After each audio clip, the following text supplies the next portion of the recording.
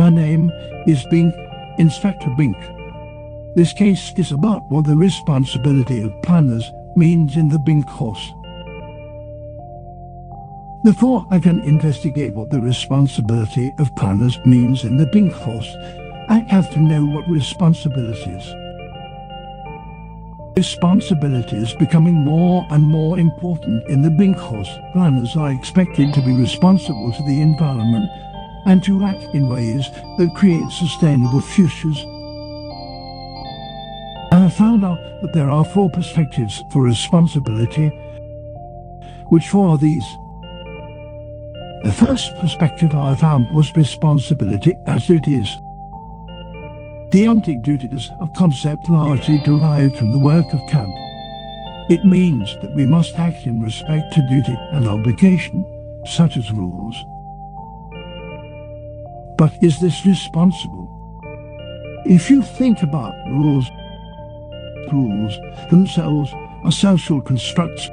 Rules are based in a particular context, used at a particular time and by a particular society.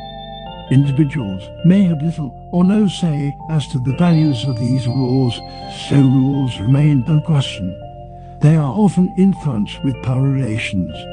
What is the responsible action when you fundamentally morally oppose the opinion of the political power? To whom should the planner listen to? So maybe it is better to investigate another perspective.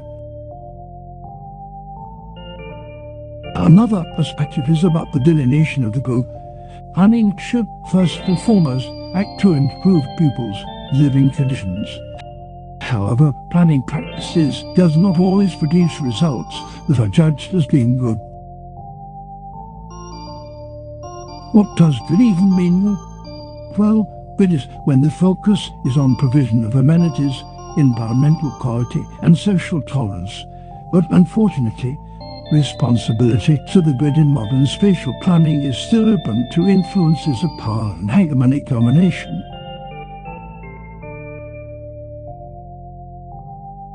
These were the traditional perspectives, but what the alternative perspectives?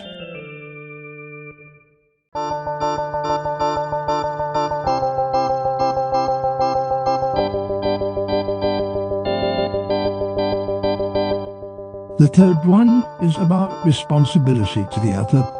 The modern state-determined worthiness represents a commodification of responsibility in which individuals or groups do not matter really.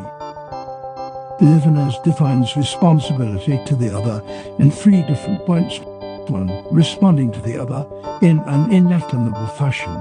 2. Responding for oneself, for the other person and its demands. 3. Responding for the other and the sense of substituting oneself for the other person in his responsibilities. People still act to the desire of the big other, but actually this big other does not exist.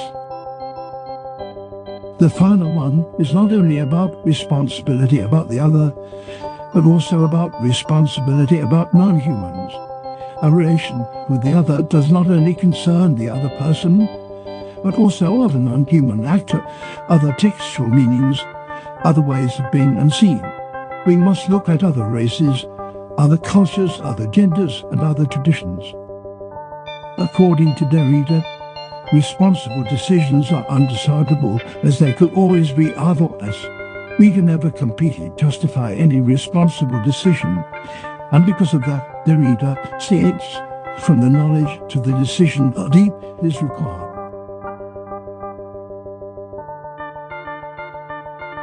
Now I know what responsibility is, I wonder what the responsibility of planners means in the Binck course.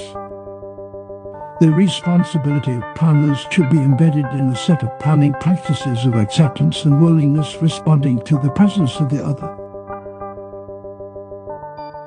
I think planners use their responsibility in the Binck course in a wrong way. For example, while building the Rotterdam or these many new big apartments, there was resistance against these plans, but still these plans were realized. In this case, planners were responsible to give people against these plans for force, a willingness to care for the people living there. planners should also think globally when they act locally. So, when they make plans, for example, for an industrial area in the Binck force, they should not only look at the consequences in the Binck force, but also the consequences globally.